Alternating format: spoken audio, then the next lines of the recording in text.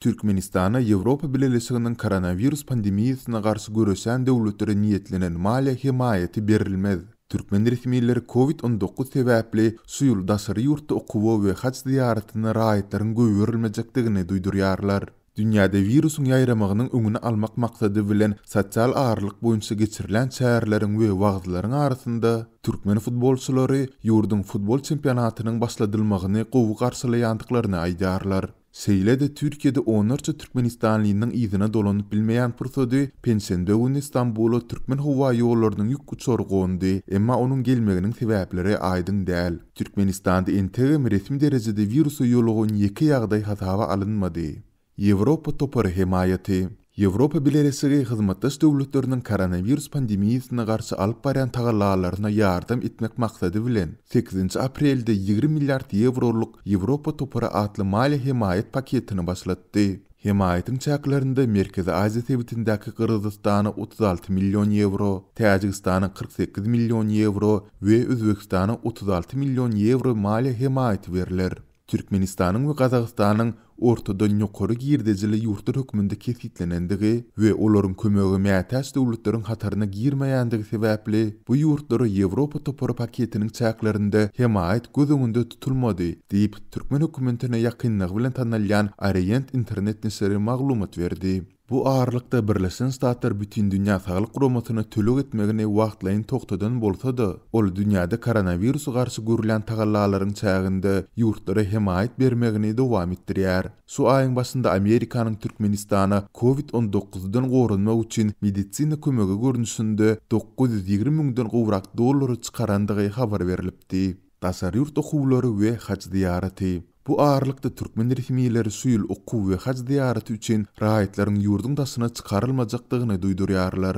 Lewawyň merkezi Türkmenawa şäheriniň bilim bölümlerinde geçirilen ýygnaklarda pandemiýa sebäpli şu ýyl türkmen ýaşlarynyň daşary ýurt okuw jaýlaryna gitmegine ruhsat berilmejekdigi bellenilýär. Adatlyň Lewapdaky habarçysynyň maglumatyna görä, geçen juma namazynda Ramazan aýynyň dowamında mesjitlerde agaz açarlaryň beriljekdigi we taraba namazlarynyň hem okuljakdygy barada gurrun edilipdir. Emma mesjitleriň ählisinde antiseptik el arasylaýjy terişdeleriniň we aksaliyiniň hem bolmagy talap edilipdir.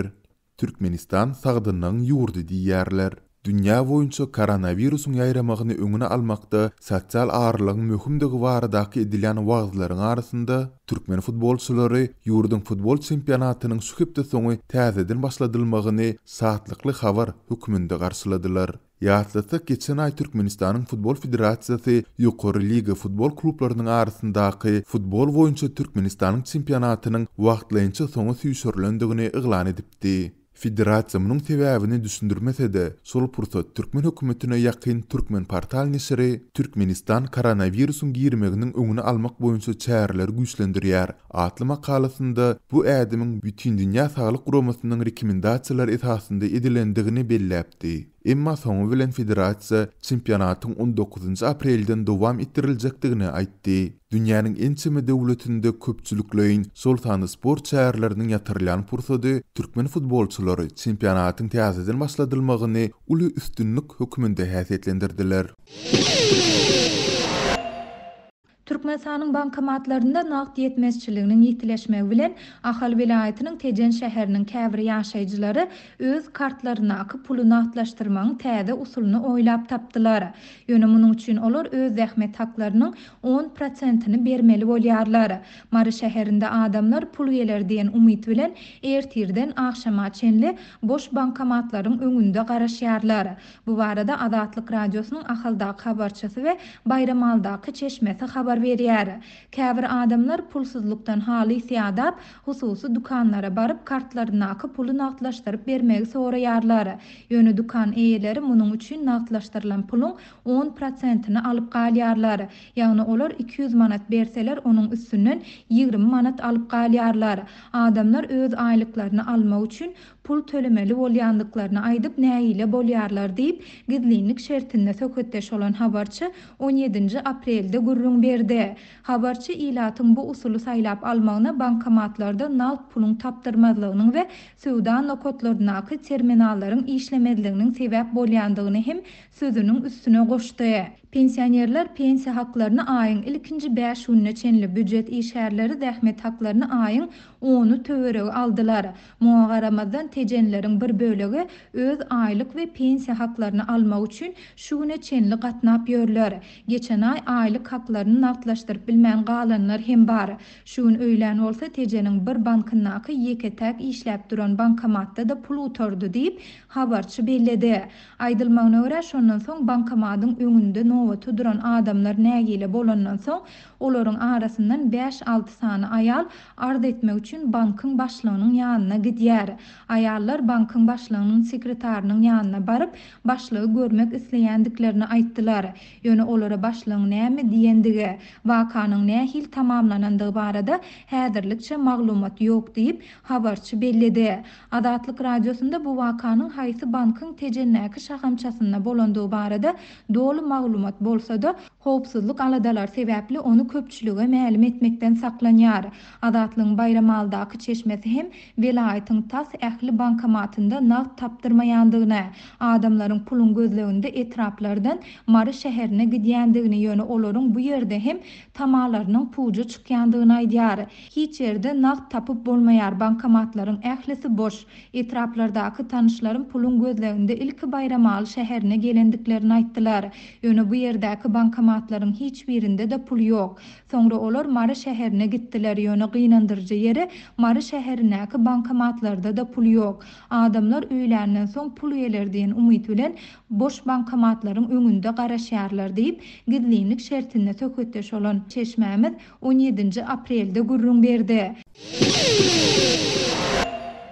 Türkmenistanda häkimetler raýatlaryň mobil telefonlaryny VPN üstü bilen ýurdun çägine petiklenen saýtlardan maglumat almak we bermek mümkinçiliklerini çäklendirmek üçin nowatdaky basyş çärelerini güýçlendirdi.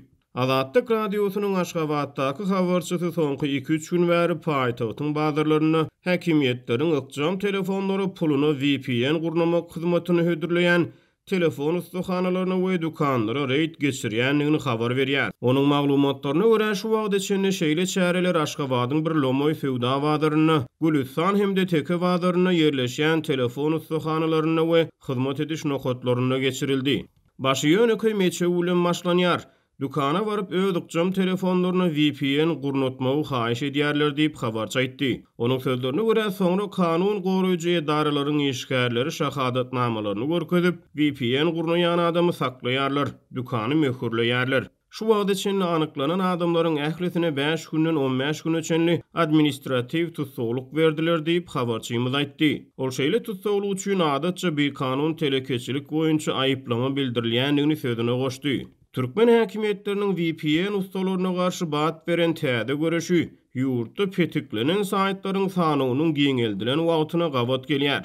Häkimetleriň ýurt içinde maglumaty çäklendirmek synanşyklary global koronavirus pandemiýasynyň dünýäde giňlen ýaýramagynyň fonuny hemde ýurtda dowam edýän azyk karytlarynyň gytçylygynyň arasyna täzeden güýçlenýär. Azatlyk radiosynyň habarçysy Türkmen häkimetleriniň VPN gurnaýan adamlara garşy Aşgabatda görýän çäreleri, administrativ tutsawlygy hökm edilýän adamlaryň tutsawlyk möhleti barada maglumat berdi. Egerde tutulan adam ustahananyň sewda ýa-da hyzmat ediş nokodunyň eýisi bolsa, ona bu ýagdaý gaýtalansa telekeçilik ruhsatnamasynyň mahrum ediljekdigi duýdurylyp dilhat alınýar diýip habarçy aýtdy. Onuň sözlerine görä VPN gurnamakda ele salynan adam dukanyň hakyna tutma işgäri bolsa, ol 15 gün tutsak edilýär. Dukanyň eýesinden bu işin gaýtalanmajakdygy barada dilhat alınýar. Egerde VPN-leri ustahananyň ýa-da dukanyň eýesi gurnaýan bolsa, ol 5-10 gün aralygynda tutsawlykda saklanýar we olardan hem dilhat alınýar.